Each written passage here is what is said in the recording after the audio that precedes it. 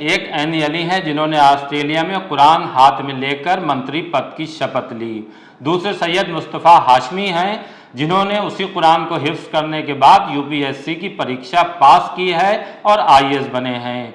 अपने जैसे तमाम युवाओं के लिए एक मसले राह है। आदाब, मैं वसीम अख्तर और आप देख रहे हैं द लीडर हिंदी। ये दो चेहरे सोशल मीडिया पर जबरदस्त चर्चाओं में हैं। लोग इनकी कामयाबी को लेकर अपनी तरह से कमेंट्स कर रहे हैं। बड़ी बात है एनी का उस देश में मंत्री बनना जहां मुसलमानों की आबादी बहुत कम है। पहले हम एनी के बारे में जान लेते हैं कि वो कौन है, उनकी ज़िंदगी किस तरह संघर्ष की बदौलत आगे बढ़ी है और आज वो कामयाब शख्सियतों में शुमार हो रही हैं। मिस्र में पैदा हुई प्रोफेसर एनी अली 6 लाख की आबादी वाले ऑस्ट्रेलिया की पहली मुस्लिम महिला मंत्री बनी हैं। उनकी ज़िंदगी की दास्तान बेहद संघर्षपूर्ण और दिलचस्प है। एनी जब 2 साल की थीं तभी उनका परिवार ऑस्ट्रेलिया आ गया था। पिता इंजीनियर थे लेकिन नौकरी नहीं मिली तो ड्राइवर बन गए। 55 साल की एनी शिक्षाविद रही हैं। उन्होंने आतंकवाद पर रिसर्च की और बच्चों के चरमपंथ की तरफ झुकाव को लेकर उनका शोध काफ़ी चर्चा में रहा है। वे पश्चिमी ऑस्ट्रेलिया के कई अहम प्रशासनिक पदों पर रही हैं और पर्थ के बाहरी इलाके की कोबान सीट से सांसद चुनी गईं। लेकिन एक ड्राइवर की बेटी एनी के लिए ये सब पाना इतना आसान नहीं था। अपने मुश्किल भरे सफ़र में उन्होंने न्यूनतम मजदूरी पर काम किया। उनकी शादीशुदा जिंदगी भी संघर्षों से भरी रही है। घरेलू हिंसा से पीड़ित होकर एनी अपने शौहर से अलग हो चुकी हैं और सिंगल पेरेंट्स के तौर पर अपने बच्चों की परवरिश के साथ साथ ऑस्ट्रेलिया की सरकार का हिस्सा बनने का सफ़र तय किया है। ऑस्ट्रेलिया जो कि नस्लीय हिंसा को लेकर चर्चा में रहा है, वहाँ कुरान उठाकर शपथ लेने का फैसला भी उनके साहस का परिचय कराता है।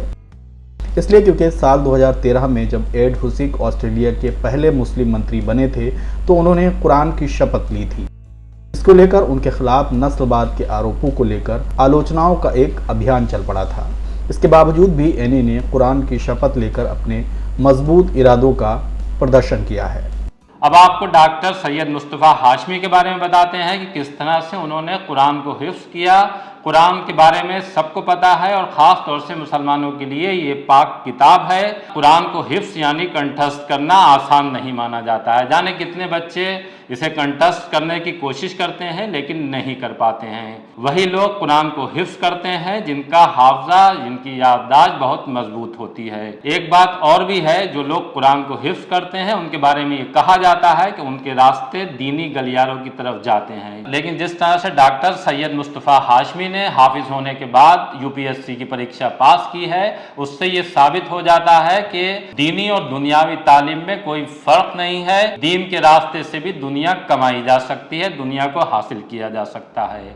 जिंदगी छोटी है और इसका भरपूर इस्तेमाल करने की ज़रूरत है। हैदराबाद के डॉक्टर सैयद मुस्तफ़ा हाशमी ने यह फ़लसफ़ा गढ़ा और हर उस क्षेत्र में कामयाबी हासिल की जहां कदम रख दी।